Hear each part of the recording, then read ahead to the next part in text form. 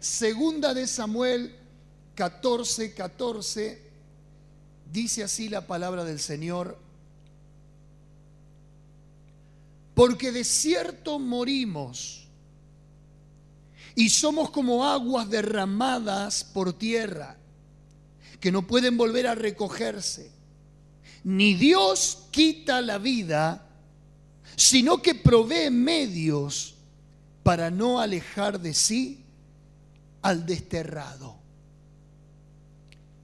Para ser honesto con el pasaje, el rey David tiene un hijo llamado Absalón. Absalón mata a un medio hermano de una puñalada, porque ese medio hermano comete una violación a otra hermana. Sí, aún en el palacio real también había hechos infortuitos. También en la casa del rey David, un hombre conforme al corazón de Dios, un rey, un profeta, un hombre escogido por Dios, no estaba exento de un escándalo familiar.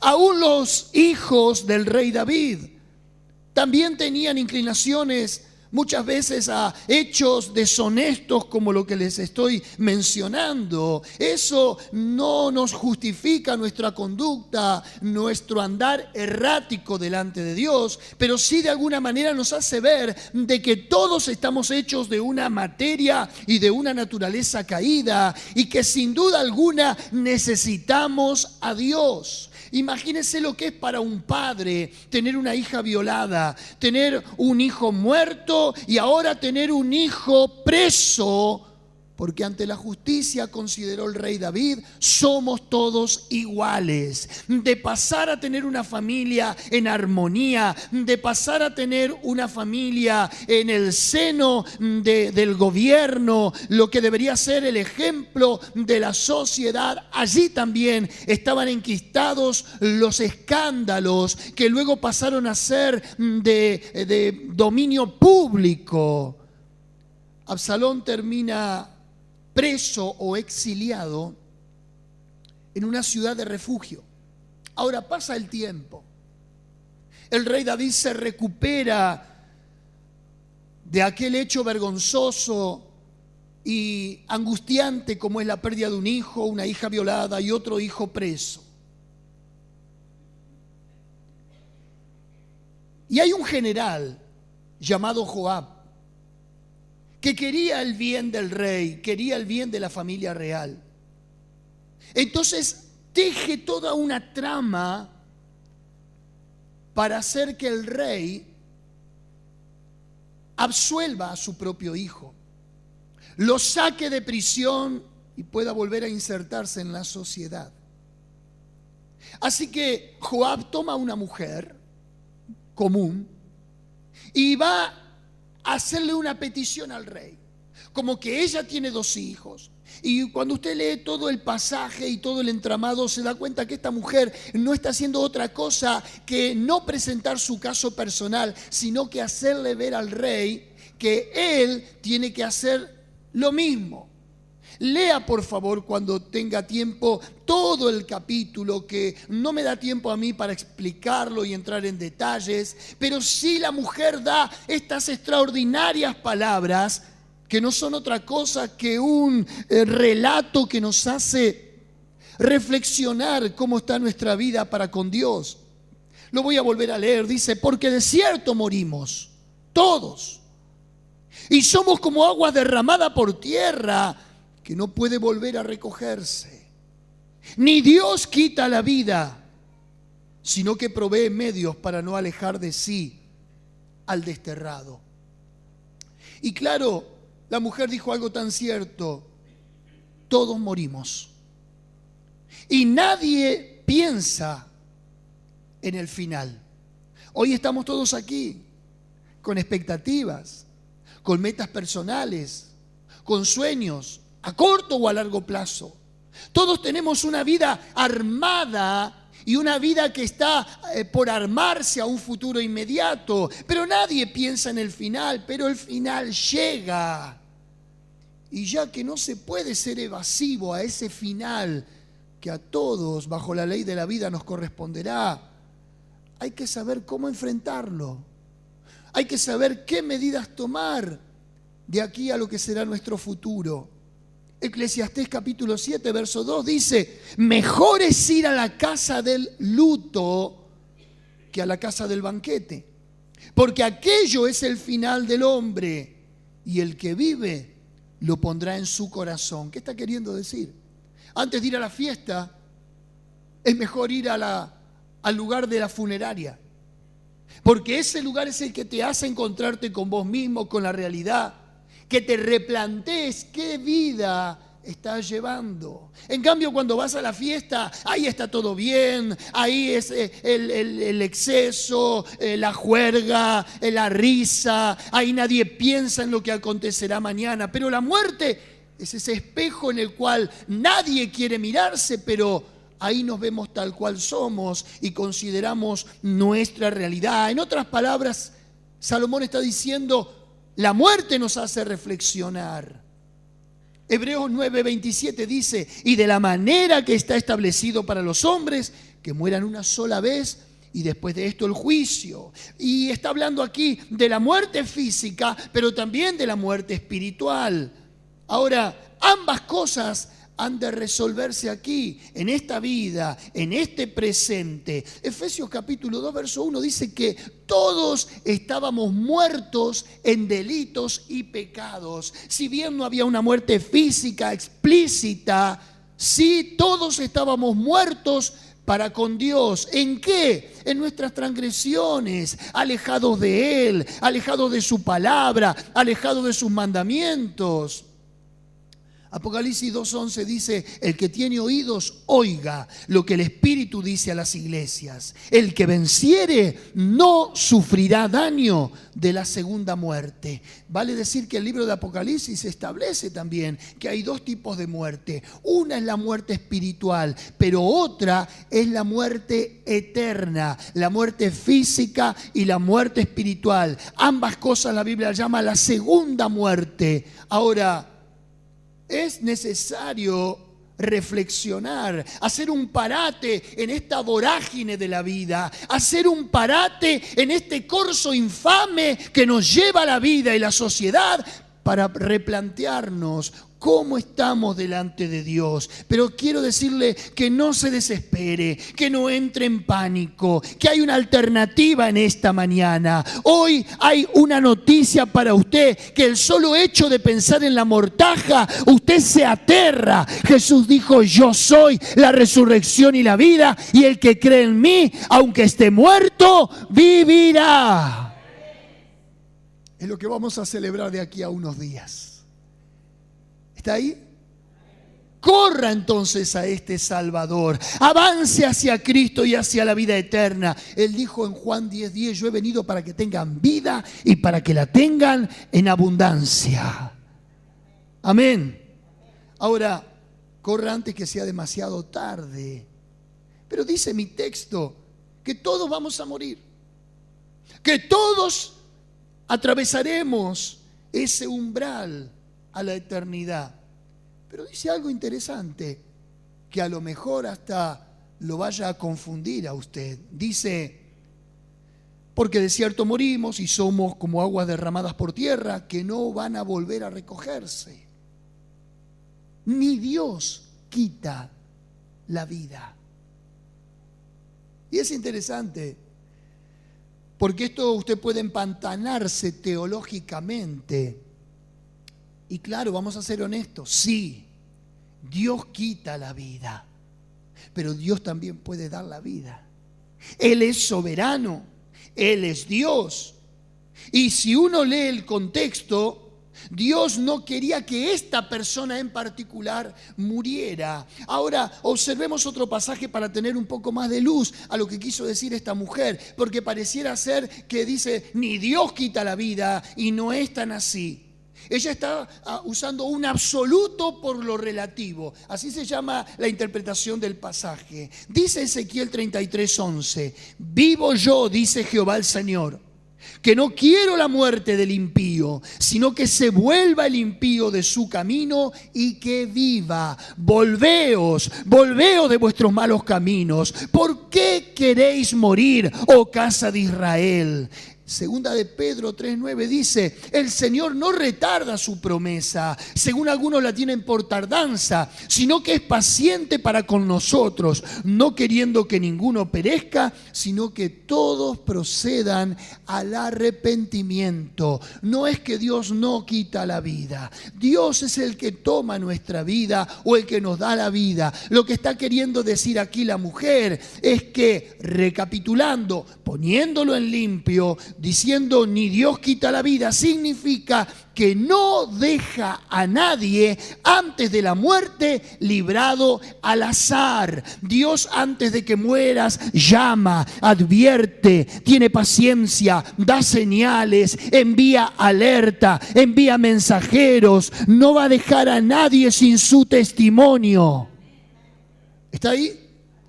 Alguno a lo mejor lamentará y dirá: bueno, pero esta persona nadie le habló de Cristo, nadie le predicó, quién sabe dónde estará, nunca tuvo la oportunidad de ir a la iglesia. El libro de Romanos capítulo 1 dice que nadie absolutamente podrá tener este argumento delante de Dios, porque lo que se conoce de Dios, su eterno poder y deidad, son claramente visibles por medio de la creación.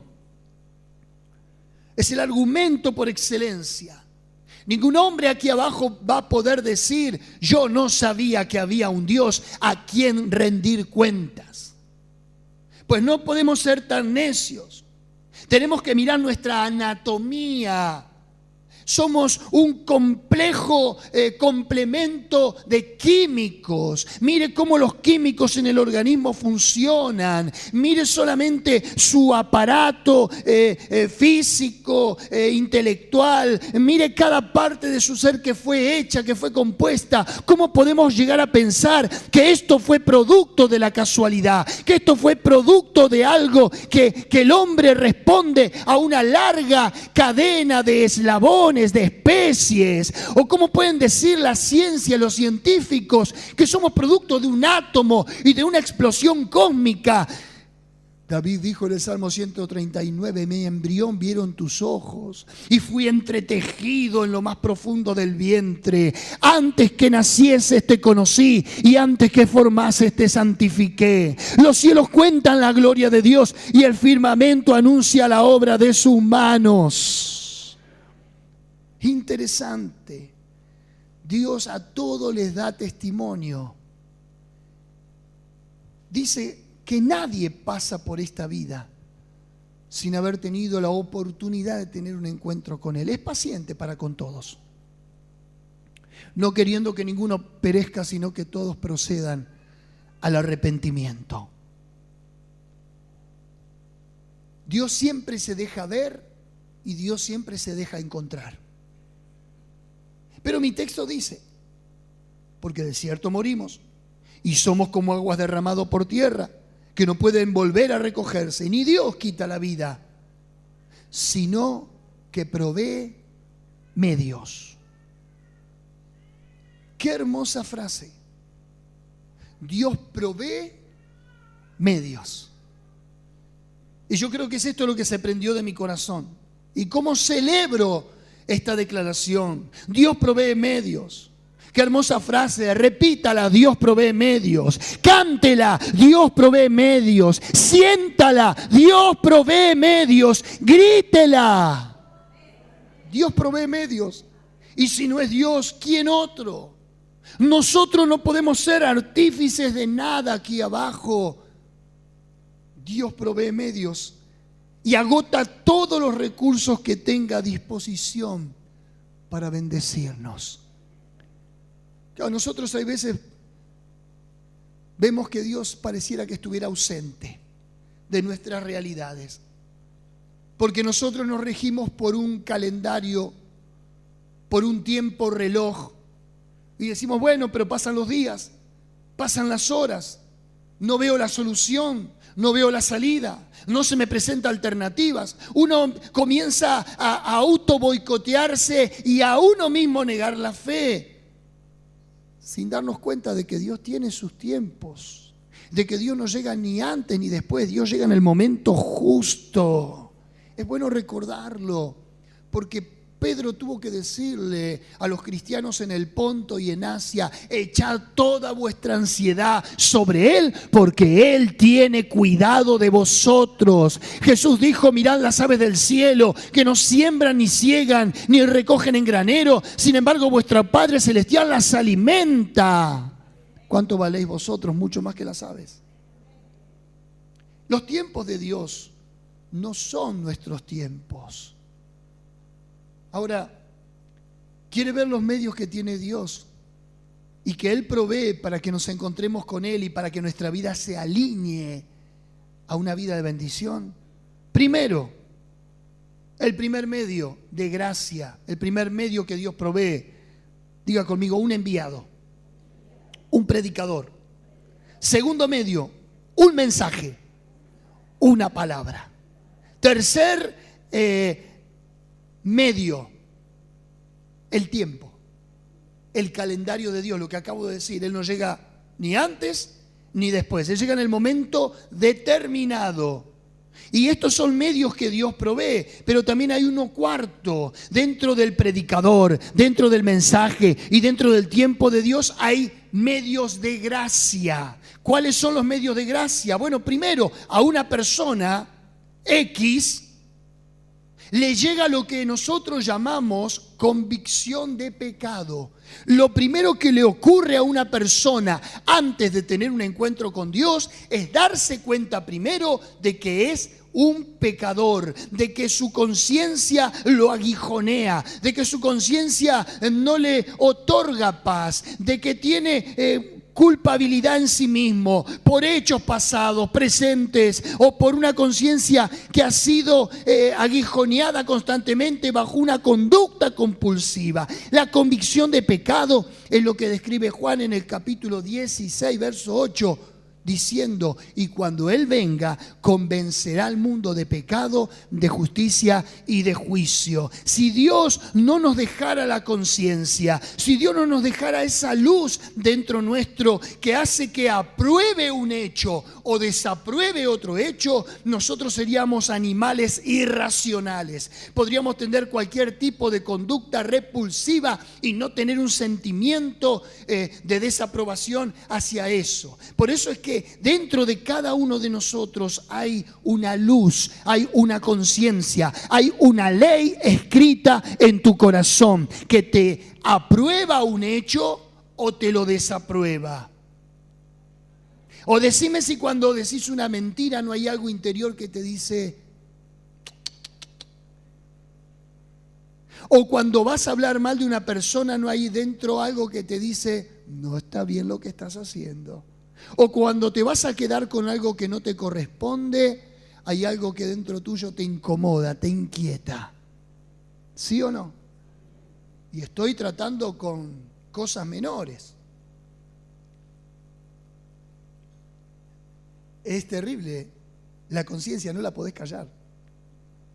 Sin embargo, Pablo habla a veces de las conciencias cauterizadas.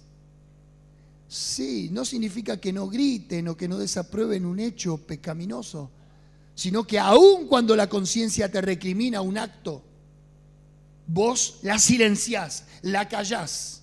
La palabra cauterizada que utiliza Pablo es la palabra griega cauterión. Era cuando se le ponía un hierro candente a alguien sobre la piel y esa parte de la piel quedaba insensible. ¿Me explico? Muere todo lo que está allí abajo de la dermis. Esa parte queda inutilizada, insensible. Hay conciencias que están así. No así en los hijos de Dios. Cuando viene la convicción de pecado, vos despertás a la culpabilidad y decís: necesito paz, necesito un perdón, necesito un Salvador. Pero dice Filipenses que Él produce el llamamiento y el deseo del hombre de buscar a Dios, porque Él es el que produce en nosotros el querer como el hacer por su buena voluntad, dice Filipenses. Luego le sucede el arrepentimiento.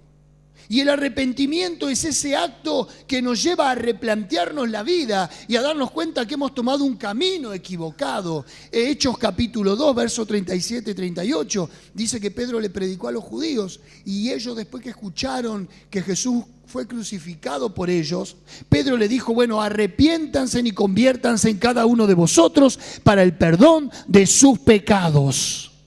Ahora, luego del arrepentimiento viene la fe para creer. ¿Cómo viene la fe para creer? Romanos 10, 17 dice, la fe viene por el oír y el oír por la palabra de Dios. Vale decir que usted hoy no se va a llevar de aquí un bonito sermón, no se va a llevar de aquí un discurso, no se va a llevar aquí la imagen del predicador. Usted se va a llevar la palabra que es viva y eficaz, más cortante que toda espada de doble filo. Y esa palabra tiene poder, y esa palabra tiene activación, y esa palabra tiene vida en sí misma y va a dar fruto y fruto para vida eterna. Voy a recapitular.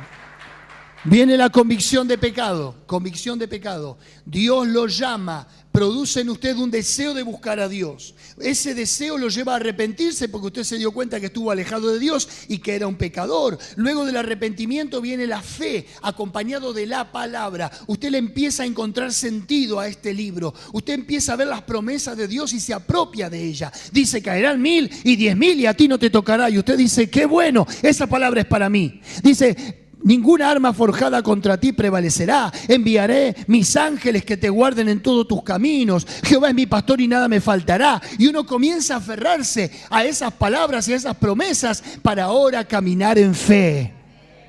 Ahora ya el cristiano está maduro, ya está armado, pero todavía posee una naturaleza que constantemente lo inclina a hacer lo malo. Es el pecado que mora en nosotros. Pero me bauticé, pastor. Sí. Martín Lutero dijo, yo pensé que el viejo Adán había muerto en las aguas del bautismo, pero resulta ser que el tirano sabía nadar. Sí, pasaste por las aguas y vos saliste inmaculado y dijiste, nunca más voy a tener relación con el pecado, ahora soy de Dios. Pero a la vuelta de la esquina estaba la tentación esperándote. Y volviste a caer y te volviste a equivocar. Y la tendencia culpógena que cada uno tenemos dentro nuestro nos hace ver inmundos ante Dios, infieles, inmerecedores, y decimos, no, ¿para qué voy a seguir en la iglesia y en el camino de la fe? ¿Y para qué voy a tener una fachada de vida cristiana si por dentro mío me siento un hipócrita?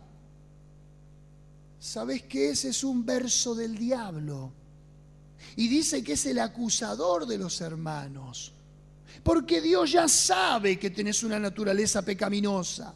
Justamente Hebreos 4:12 dice, porque no tenemos un sumo sacerdote que no pueda compadecerse de nuestros pecados y de nuestras debilidades, sino uno que fue tentado en todo, pero sin pecado. Acerquémonos pues confiadamente al trono de la gracia para que encontremos el oportuno socorro. Dios ya sabe que aun cuando estás en la vida cristiana, todavía vas a ser un pecador. ¿Y no dice la Biblia que somos santos? Esperá. Hay una naturaleza que está siendo regenerada en tu vida. Filipenses 1, 6, 7. Aquel que comenzó en vosotros la buena obra será fiel en completarla. ¿Cuándo? En el tiempo de Dios. Hasta el día de Jesucristo. Dios empezó una tarea en tu corazón. En algunos hace días, en otros hace algunos años. ¿Y quién dijo que ya terminó?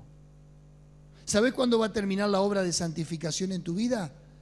Cuando tengas un cuerpo glorificado delante de Dios. ¿Hay alguien ahí? Por eso Romanos 8:1 dice, ninguna condenación hay para los que están en Cristo Jesús. Esto es conforme a los que no andan en la carne, sino que andan en el Espíritu. Y aquí el cristiano está caminando ahora con una aprobación del cielo, de que está en la carne, sí, de que todavía va a cometer pecados, sí, pero esa conciencia activa de que uno es pecador lo lleva a depender de la gracia y a que constantemente uno tenga que depender de la cruz y a que la sangre de Cristo todos los días sea nuestra bebida y su cuerpo nuestro pan, con el que somos nuevamente reivindicados por ese sacrificio y volvemos a Cristo de nuevo. Hay un cambio de amo. Romanos capítulo 6 dice que antes éramos esclavos del pecado, pero ahora somos esclavos de la justicia. Fue un cambio de amos. Antes servíamos al amo, que era el pecado. Ahora servimos a Dios para vida eterna. Hay un cambio de naturaleza. Antes había en nosotros un carácter de perversión. Manifiestas son las obras de la carne, que son adulterio, fornicación, impureza, lascivias, orgías, borracheras, enemistades, engaños, iras, contienda, pleitos, celos, envidias. Mas el fruto del Espíritu, Romanos 8:1, los que andan en el Espíritu, es gozo, paz, paciencia, benignidad, bondad, fe, mansedumbre, templanza. Contra tales cosas no hay ley y no hay condenación. Fíjate cómo Dios va desplazando nuestro carácter, que a veces nosotros mismos nos aborrecemos, ¿sí o no? ¿No se enoja usted con usted mismo a veces? Dice, ¿por qué soy así? ¿Por qué actúo así si no quiero? Bueno, el mal que no quiero, eso hago. Romanos 7. Dios va desplazando una naturaleza y va construyendo otra. Qué error que cometemos a veces cuando decimos, ¡ja! Aquel dice que va a la iglesia y que es cristiano. Mirá cómo vive, mirá lo que hace todavía. ¿Y a vos qué te importa? Decime, decía al de al lado, ¿qué te importa?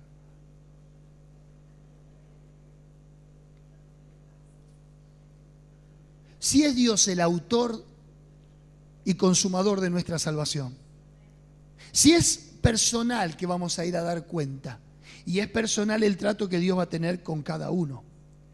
Esto no nos da licencia para, bueno, que cada uno haga lo que quiera, no, porque el cuerpo de Cristo tiene que vivir en santidad. ¿Me está entendiendo, no? ¿Me está entendiendo? Empiezo de nuevo, si no. Pero a lo que voy es que no nos tornemos, no hagamos juicio los unos de los otros. Porque vos qué sabés si al estar juzgando a alguien, esa persona a la cual está siendo juzgada no está peleando con esa naturaleza, no está peleando con ese hábito, no está peleando con ese pecado. ¿Por qué vos te ponés en el lugar de juez? Déjalo a Dios si vos tenés la misma naturaleza que Él. Vos también venís fallado de fábrica y no hay devolución, lo peor. Ahora, hay un cambio de naturaleza, hay un cambio de pensamientos. Efesios dice, renovaos en el espíritu de vuestra mente. Ahora, quinto, hay otro medio de gracia. Con esto voy redondeando. El medio de gracia es el Hijo. Diga conmigo, el Hijo. El Hijo. ¿Qué pasa con el Hijo? Nos ha dado a su único Hijo. San Juan 3:16. Porque de tal manera amó Dios al mundo, que ha dado a su único Hijo para que todo aquel que en Él crea no se pierda, mas tenga vida eterna. Primera de Juan 5:12 dice, quien tiene al Hijo tiene la vida. San Juan 8:32, si el Hijo os libertare, seréis verdaderamente libres. Dios nos ha hablado por el Hijo. Hebreos 1, del 1 al 3. Dios, habiendo hablado en otro tiempo a los padres por los profetas, en estos postreros días nos ha hablado por el Hijo, a quien constituyó heredero de todo y por quien hizo el universo, el cual siendo el resplandor de su gloria y la imagen misma de su sustancia, y quien sustenta todas las cosas con la palabra de su poder, ha purificado nuestros pecados. Mateo 11:27, el Hijo revela al Padre. Nadie conoce al Padre sino el Hijo, y nadie conoce el Hijo sino el Padre, y a quien el Padre lo quiere revelar. Si estás aquí y si tenés a su Hijo Jesucristo, no fue mérito tuyo. Dios fue el que le plació revelarte a su Hijo para que tengas salvación. Nadie puede llevarse la corona, el mérito, el premio de decir, ay, yo busqué a Dios y por eso estoy en el Evangelio. Estabas a tientas, estabas a oscuras. Dios te fue el que te iluminó para que lo encontraras a Él. Él fue el cazador y vos fuiste la presa. Y el Hijo fue puesto para deshacer las obras del diablo. Primera de Juan, capítulo 3, verso 8.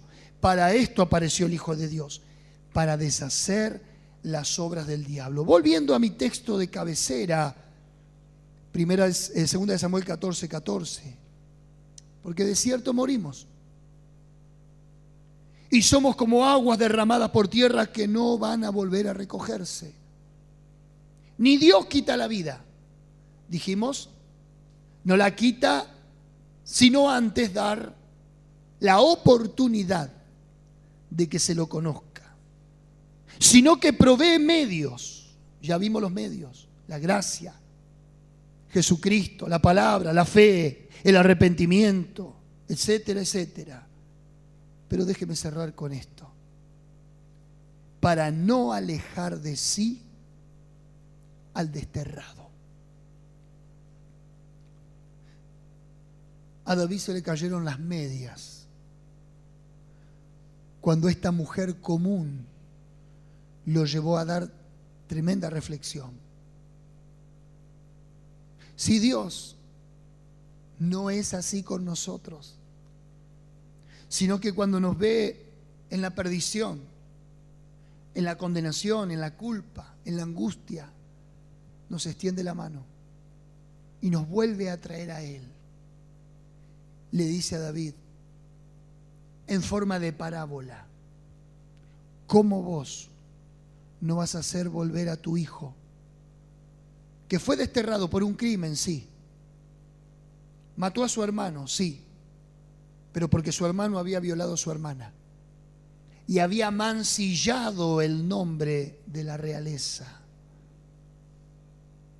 Tenía que volver ese hijo a la casa para no alejar de sí al desterrado. El libro de Romanos es extraordinario, cómo nos habla del pecado, de nuestra naturaleza, de nuestra condenación.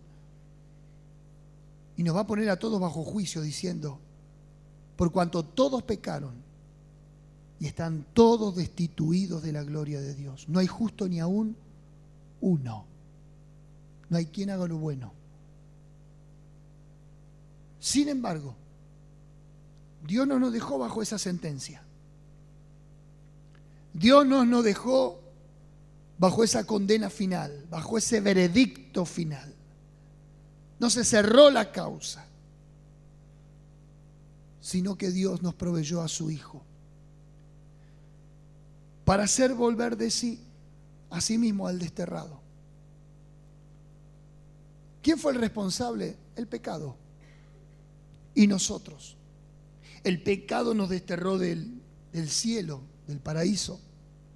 El pecado nos desterró de Dios, nos alejó de Él. El pecado nos desterró de la felicidad. Nada de lo que el hombre o la sociedad pueda pretender construir le va a dar una felicidad plena o garantizada. Será una felicidad ficticia, fragmentada. Será una cortina de humo, como dice el profeta Oseas, como el rocío de la mañana, que cuando sale el sol desaparece. Esa es la felicidad del hombre. Nunca llega a ser completa, final, eficaz, satisfactoria. Decime si no te ha pasado tener un momento feliz en la vida. Por cualquier razón, de los afectos, un logro, por decir algo, una graduación, un premio, lo que fuere. Pero no pasan algunos minutos, algunas horas en que enseguida eso mismo que fue felicidad, se ensombrece con alguna otra cosa. Nunca uno puede terminar de armar ese rompecabezas. Siempre nos falta, como decimos vulgarmente, 5 para el peso. ¿Te pasa a usted o a mí nomás? Que parece que cuando decimos, bueno, los planetas se alinearon todos. Viene un cometa y destruye todo. ¿A cuánto le pasa? Decimos, bueno, ahora sí que la pegué. Este es el camino. Y resulta ser que viene alguien y te rompe toda la... ¿O no? Y te baja de un ondazo. ¿A cuánto le pasó?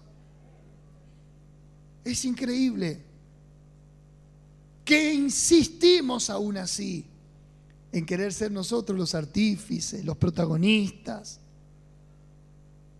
el producto final, pero nunca alcanzamos. Solamente en Dios. Porque a esta tragedia, y cuando hablo de tragedia hablo de aquellas comedias griegas o romanas de antaño, donde aparecía la cara de felicidad y la cara de llanto. ¿Cuántos recuerdan las dos máscaras del arte y del teatro? A esta tragedia Dios le ha escrito un final feliz.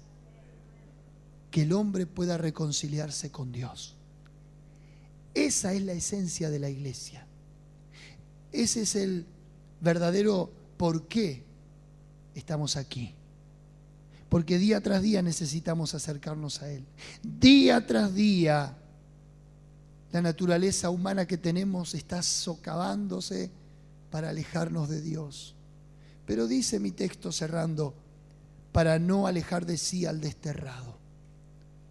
Dios todo el tiempo nos está dando la oportunidad de volver a Él. Y de volver a Él.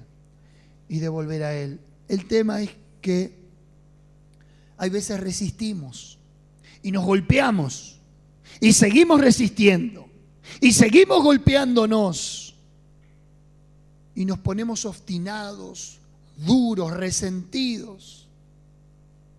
Perdemos el tiempo porque tarde o temprano lo que Él llamó tendrá que volver a Él. Decía el de al lado, entregate.